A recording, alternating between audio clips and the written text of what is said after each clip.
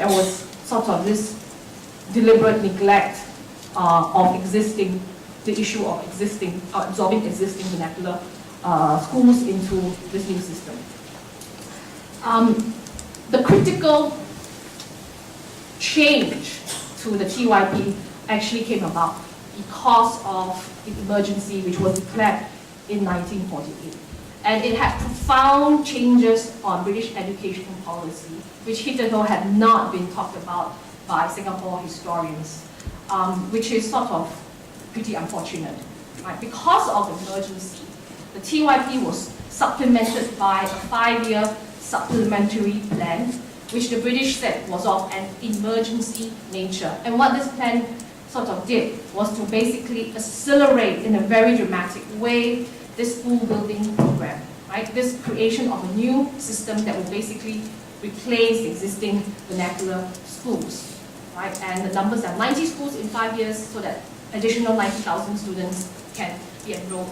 By 1945, they envisaged that all children of school-going age by 1954 would be taken out from all these privately run managed schools and could be housed in this new system.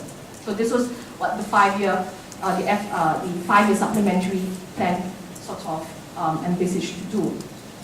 More importantly, what the emergency did, right, was to compel the British to abandon this pedagogical sort of principle that they embraced so much after the end of World War II. Right? So even the regional schools that they would now set up, right, would only implement English medium education.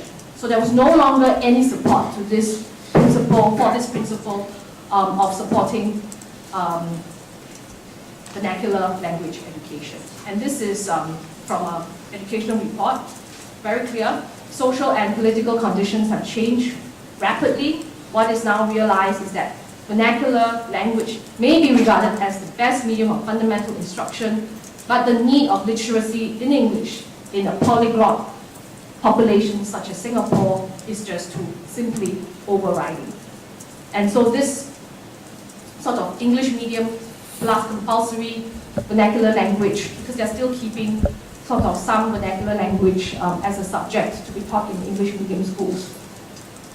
This is basically the model that we have in Singapore today, the emergency, right?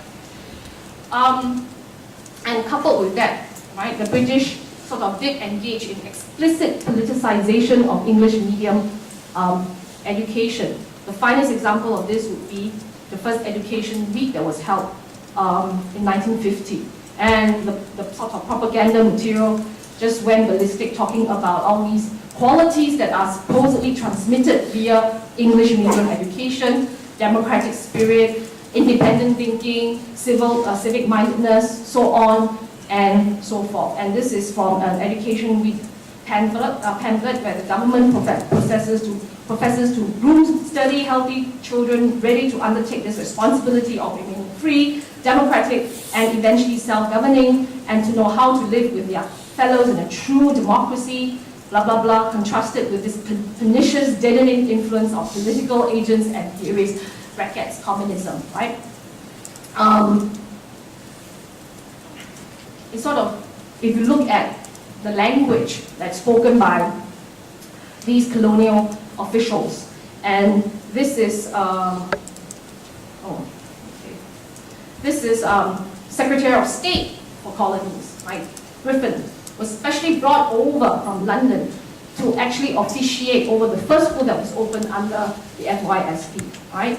And again, this explicitness of using education as an essential weapon in a worldwide battle against evil and disruptive forces in our society. I open this school as a token for others to follow and commend the determined resolution with which the emergency is being fought in the schools as well as in the jungle, right? So the irony of talking about English medium education, spreading values of independent thinking, critical thinking, civic mindedness on one hand, and of course the Malayan emergency on the other, which definitely, right, curtailed severely civil and political rights of residents in Singapore.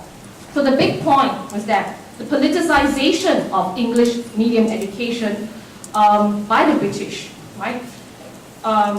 This was politicization of education, right? Was not only something that was carried out, done by the communists, so on and so forth. The British, right, had their own version too. And these political messages that the British wanted to send out was keenly felt by youth of the day. And this is sort of, I'm heading towards my conclusion.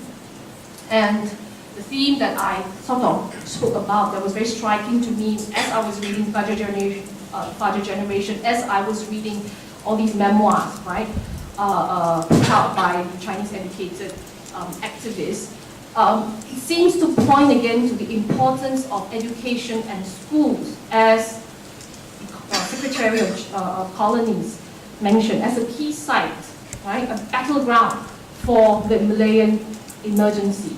And school children, youth felt this most keenly, right? And this is where it seemed pretty useful to talk about the Malayan emergency as impacting the formation of political attitudes, the consciousness, the identities, both English educated and Chinese educated, right? As a historical episode in actually forming, right, or creating these English educated, Chinese educated binaries, categories, and analytical categories even that we have today. And this is where autobiographies, self-reflective pieces, live narratives become very useful. And I'm talking about both for people who chose to be politically engaged as well as people who did not. And this is taken from a talk by Prof. Wang, and I believe in this same room many years ago, organized by the NLP. And